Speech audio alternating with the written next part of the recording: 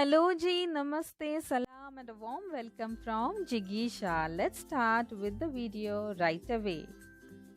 Have a look at this beautiful painting made by one of my students. Let's understand the brushes required to make a painting of this level. For painting the background, that is the sky and ground, we have used a flat brush, a large one. And for painting the foreground, that is the bush, house and a tree, again we have used a flat brush but a small one. Then we have blended the colors, like for the sky we have blended blue and white, and for the bush we have blended sap green and yellow, and you can see that there are colors blended in the house as well as on the tree. For blending we have used a stencil brush. A stencil brush is readily available online as well as in art supply shops. Because of its broad tip, it is used for blending colors as well as it is used to dab color.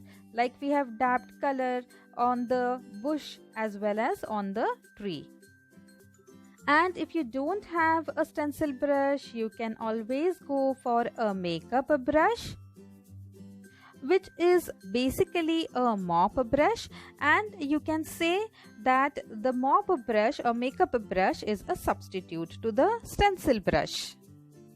I'm quite fond of these brushes because of their short handles, and they're quite handy especially for children. And if you think that the long handles of flat brush are heavy and uncomfortable, then you can switch to a wash brush which has a shorter handle as compared to a flat brush. So you can say that a wash brush is a substitute to flat brush. After blending, we come to detailing. Like for painting windows and door, we have used a round brush because it has a pointed tip. So for fine lines on your paintings, you can definitely go for a round brush. So these are the basic brushes which every beginner should have in his or her kit to start painting and to make a full-fledged painting.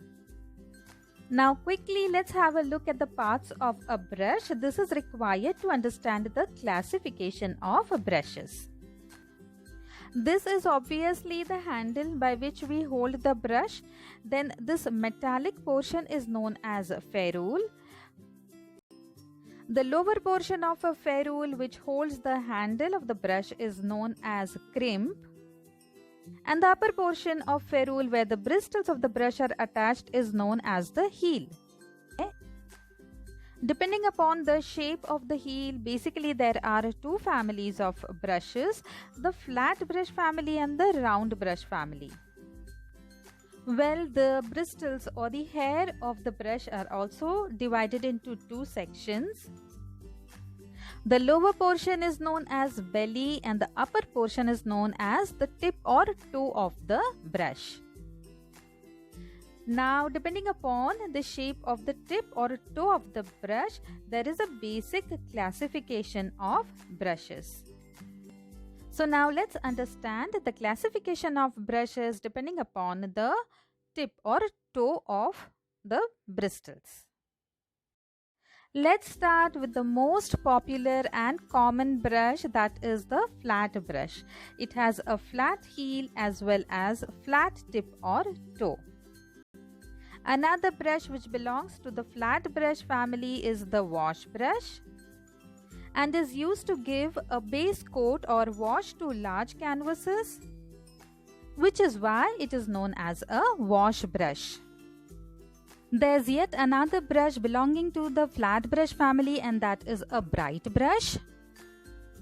A bright brush has shorter bristles as compared to a flat brush. As you can see, the flat brush bristles are almost double that of a bright brush.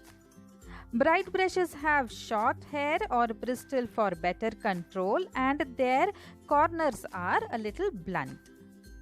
Now let's talk about yet another useful brush, and that is a filbert brush. A filbert brush has rounded corners, or you can say that its tip is oval shaped.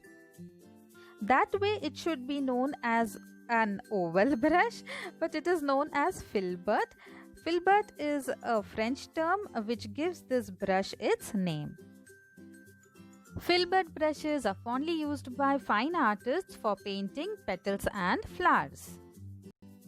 Then we have the fan brush, which is obviously known so because of its fan-shaped tip or toe.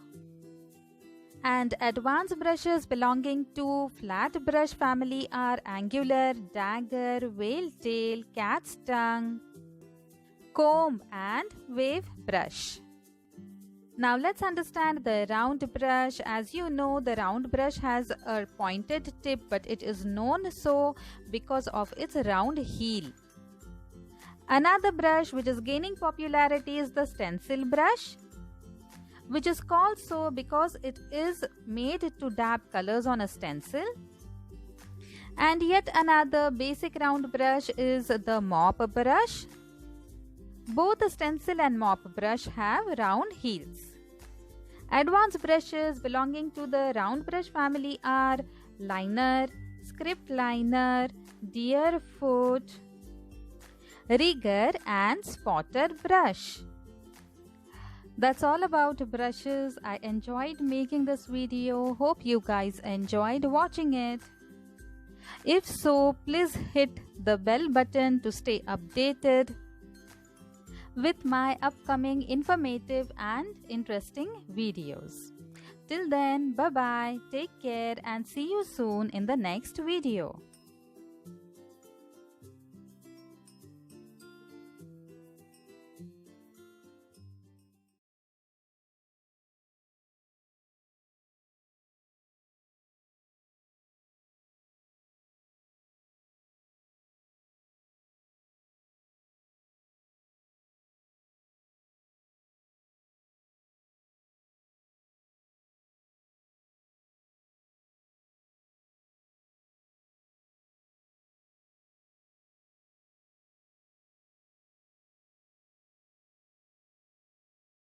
With a pen, an author can pen down his thoughts and facts on the paper. With a paintbrush, an artist can paint the world on the canvas.